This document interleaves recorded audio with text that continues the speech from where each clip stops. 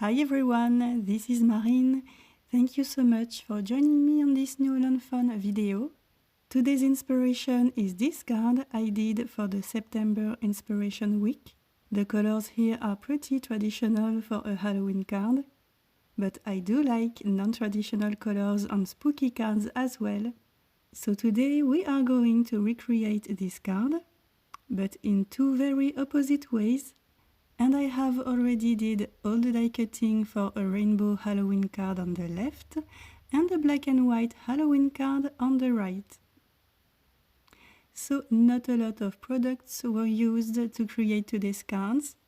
We have the strings of lights backdrop and the extra bulbs add-on, the candy corn dies from Build a Cauldron, the spider die from Cute Cobweb, the largest stitched rectangle stackable die, the largest stitched rectangle frame die, the simple wavy medium banner die, and the greeting is from Simply Fall Sentiments.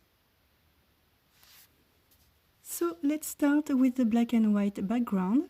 I cut a 5.5 by 4.25 inches bristol panel that I temporarily stuck to my grip mat.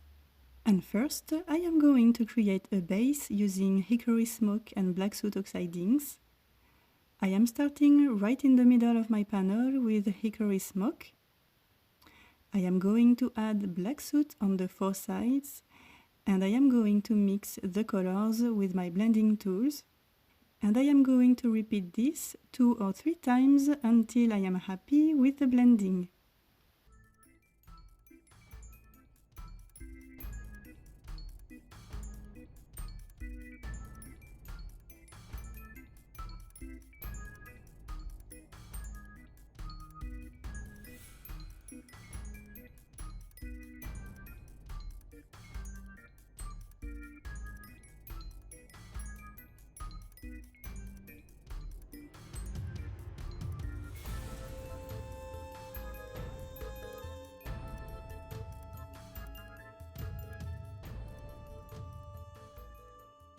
So now we are going to add a spider web to this already spooky background. I stuck my spider web background stencil on top of my panel, and I am going to use the same oxide inks as before, but I am going to apply the inks with a heavier hand so that we can see a nice contrast between the base and the spider web. So I am starting with black soot on the 4 edges of the spider web. And I am going to add and blend some hickory smoke in the center of the panel.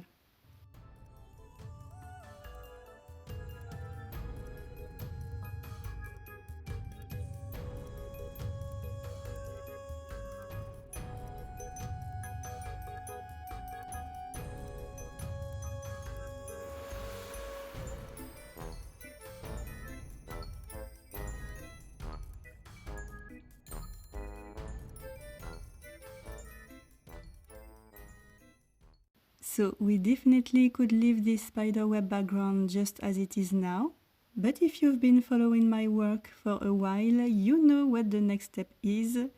I am going to add texture, and not just a little, to my background. And I am going to start with water droplets that I am going to dry with a paper towel. Next, I am going to add splatters of liquid stardust. I added a couple of water droplets to a drop of liquid stardust, and I am using a small brush to splatter all over the panel with my shiny droplets. Now let's bring contrast to this background. I mixed a little bit of Copic opaque white ink with water, and again I am splattering the whole piece of paper with my brush. And finally, I am going to mix some black soot oxide ink with water and add more splatters to my panel for even more contrast.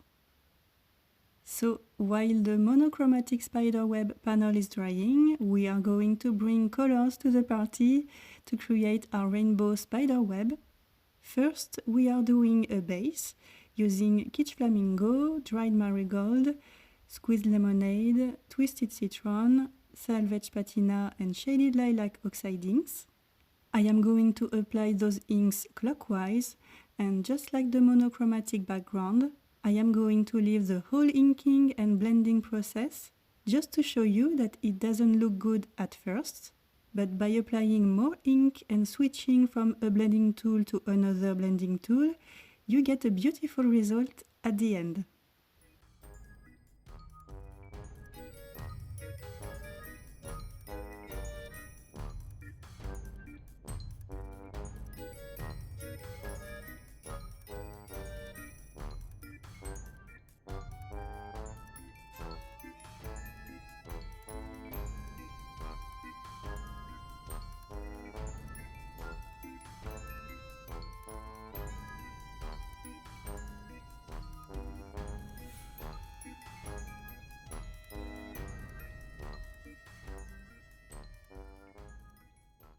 Now we can bring the spiderweb background stencil back, and we are going to add the same colors for a tone-on-tone look, but in a darker shade.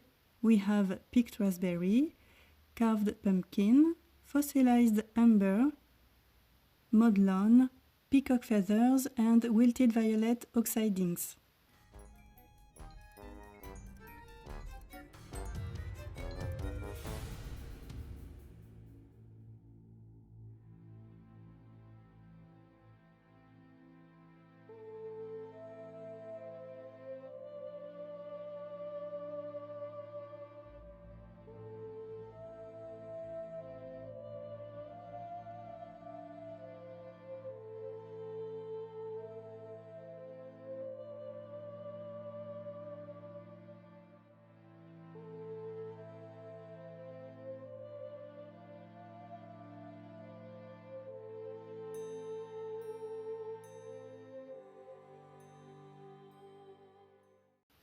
So again, this background is enough and can be used just like that, but I personally think it needs more details, so I am going to add the same textures as the ones on the monochromatic panel.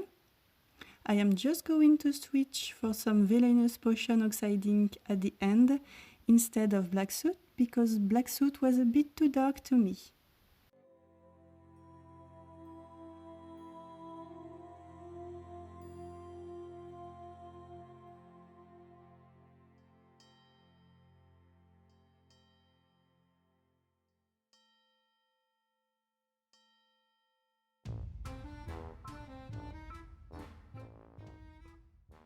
And our spiderweb backgrounds are done. I am going to set them aside to dry. And we're going to work on the strings of lights backdrops.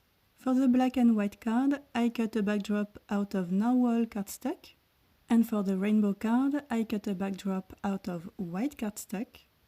I added 1 mm foam squares on the 4 sides of each frame and behind each bulb as well. And I am just going to stick my panels to those lights. Now let's move on to the part I enjoyed the most. We are going to add lights on each card. I am starting with the black and white card. I cut the base out of white cardstock and I am gluing those pieces first. And I cut the lights out of fog, narwhal, storm cloud and black licorice cardstock. I am going to attach those grey and black lights on top of the white pieces, and to stick all those small and tiny pieces more easily, I am using my pickup tool.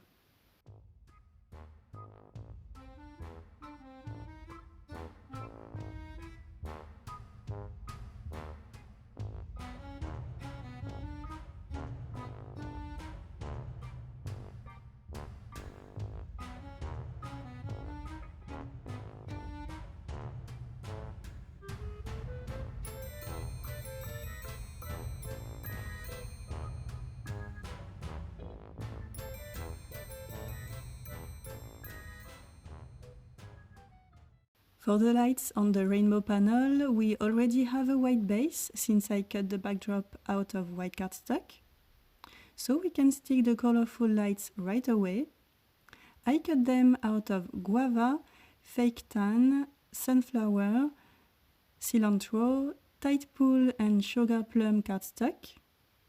And I am sticking them in a rainbow order, of course.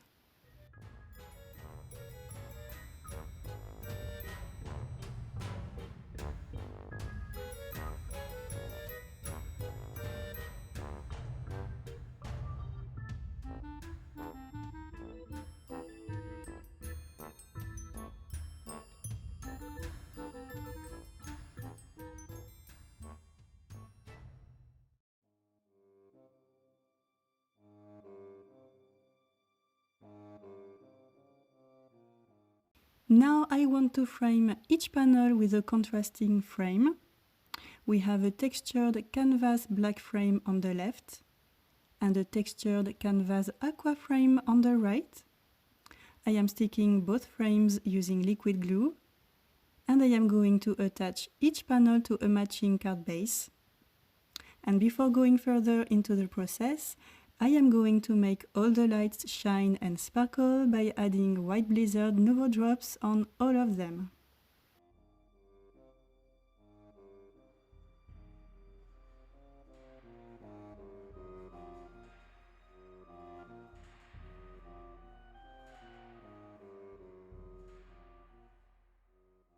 So now it's time to assemble the candy corns. I cut the base out of white cardstock. For the grey candy corns, I cut the pieces out of fog, storm cloud and narwhal cardstock. And for the basic candy corns, we have white, fake tan and sunflower cardstock. And again, a pickup tool is very handy to stick such tiny pieces of paper.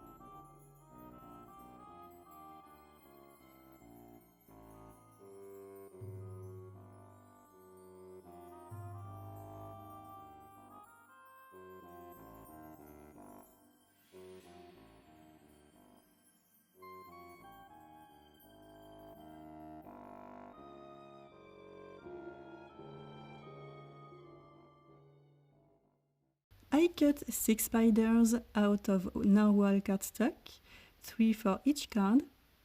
I added a small piece of black licorice cardstock at the back of them, and I am going to add them on the strings of lights, just as if they were crawling along those strings and having fun between the lights.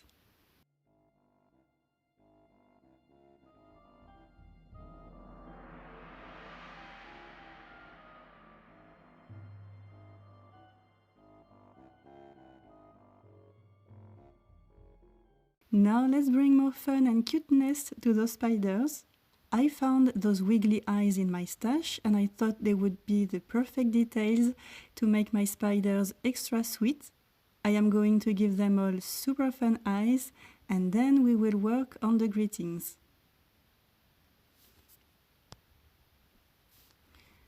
So I cut a simple wavy banner out of vellum and I put it back into its negative spot using washi tape at the back.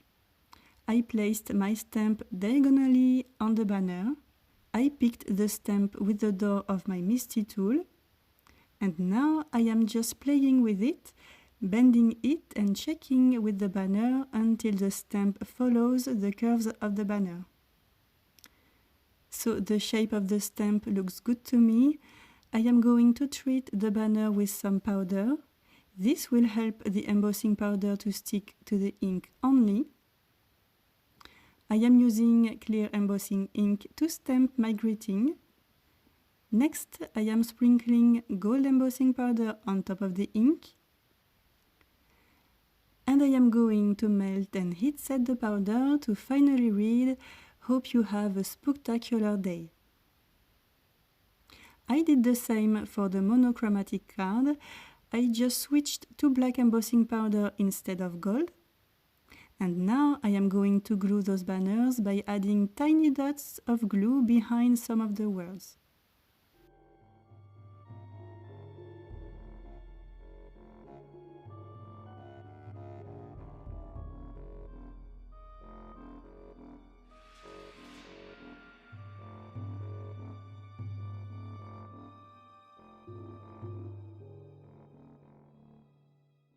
I I finished each card with a scattering of iridescent star confetti, but I had to cut that part of the footage because it basically was the back of my head on the screen most of the time, so nothing interesting. But here our cards are done. They're super cute, so fun and very shiny, and I hope that you like them, whether you're team monochromatic or team rainbow. Thank you so much for stopping by and for watching this video. Have a very nice day and see you next time. Bye!